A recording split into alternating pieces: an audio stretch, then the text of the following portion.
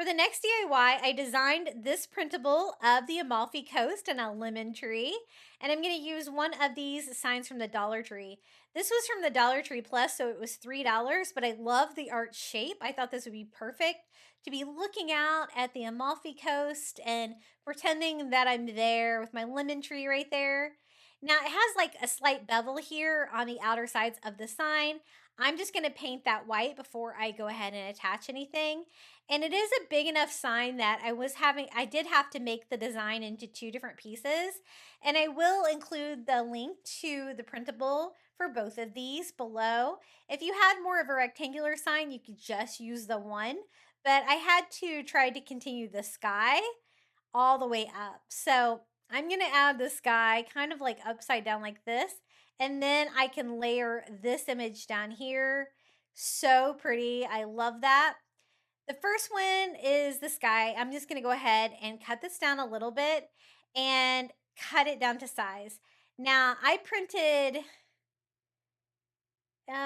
filled page. I couldn't do 100% because my printer doesn't print all the way to the edges, as you can see, but it came pretty close and it was definitely large enough to do the width of this. I just cut it down to size and then I kind of folded it there on that ridge so I could kind of cut that down to size with the arch window here. And I could see it just enough to be able to cut that down. And I'm going to go ahead and attach the sky piece first. I will have a slight overlap and some lines between my different printables, but I'll show you how I disguise that as well. I just do a nice thick coat of Mod Podge down. You can definitely do thicker coats when you're working with cardstock, which is what I printed both of these out on. The other great thing about Mod Podge, decoupage with cardstock is that you don't really have to wait for it to dry and you can seal over it. As you can see, I'm not getting any wrinkling or anything like that you would get with a thinner paper. Once I got that on and sealed, it's time to do my main image here. I'm just going to go around and cut the white border off of everything. And I'm going to have to get a little creative with how I cut the sky as well, because the sky has lots of different colors. So this looks pretty good. It is a little too wide. I'm going to cut off the excess here from the side that doesn't have the lemons and line that up like that. As you can see, there's definitely going to be a line here in my sky. I'm going to try to minimize it as much as possible. The first thing I did was just cut off the top leaf there because I did notice it was kind of cut off using two sheets of paper like this. And then I just kind of cut around those leaves and go down a little bit with my sky, but I don't want to interfere with like the mountainous coast there. I think that will work. And so this here at the bottom, the railing was a little longer too. So I trimmed that down too. And I really like the looks of that. That looks beautiful. Now, just like before, I'm just going to attach this cardstock with some Mod Podge there, just overlapping it slightly. I probably didn't need to overlap it as much as I did because you do get a little ridge there with where I overlapped it.